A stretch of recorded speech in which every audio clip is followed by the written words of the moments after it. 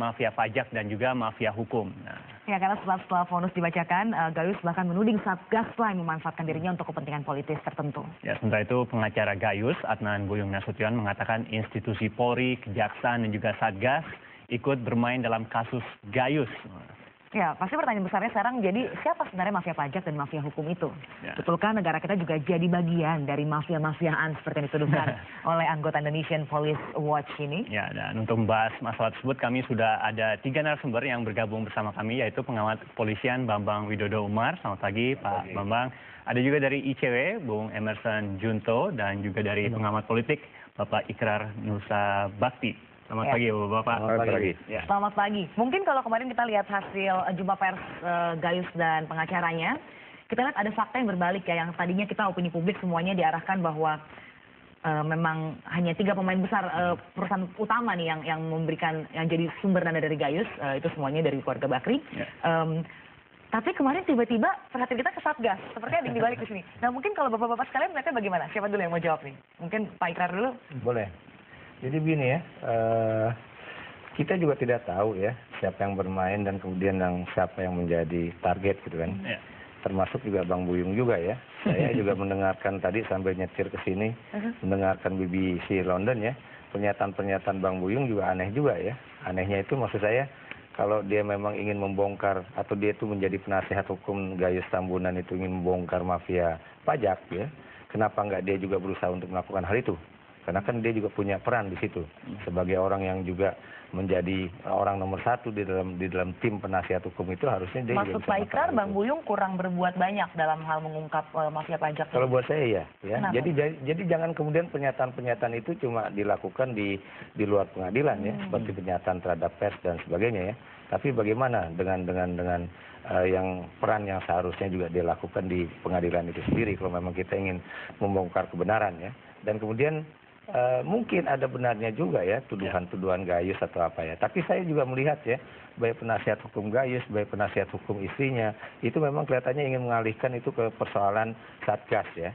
Dan kita juga nggak tahu apakah Satgas juga bermain dalam hal itu. Kenapa juga misalnya Satgas cuma bicara mengenai apakah Gayus ketemu dengan Ical Bakri di Bali kan, tapi tidak pernah bertanya juga sebetulnya uang Gayus itu berasal dari mana gitu kan. Itu kan jauh lebih penting. Mungkin Mas Bambang sebagai mantan polisi jauh lebih tahu ya, kenapa kok misalnya kok pengadilan cuma mengungkap uang yang begitu sedikit sementara yang lebih gede lagi kok nggak dibicarakan gitu.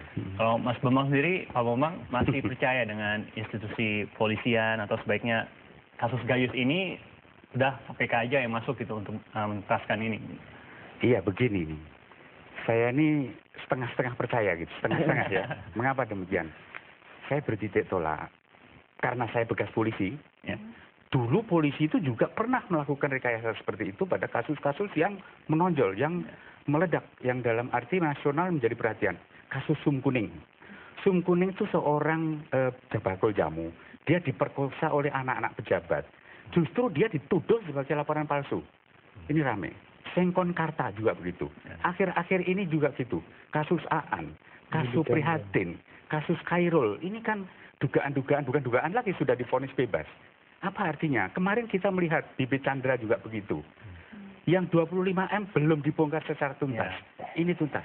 Jadi di mana mafia ini bermain, kalau Pak Ikrar tadi mengatakan di mana nih? Di tempat sana atau tempat sini. Jadi kalau saya berpikir ya, lembaganya. Sekarang lembaga kepolisian itu, kejaksaan juga, itu lebih lemah itu dipercaya oleh masyarakat. Kurang lah. Satu-satunya lembaga yang mempunyai power tinggi adalah KPK. Kenapa tidak KPK saja? Kan ini sudah istilahnya kita mau menghancurkan musuh kita, koruptor-koruptor. Apa itu sebagai mafia, apa itu mungkin pejabat-pejabat yang kemungkinan berselingkuh dengan Markus-Markus itu. Ini kan harus diberantas semuanya. Nah, panglima perangnya adalah presiden sekarang ini.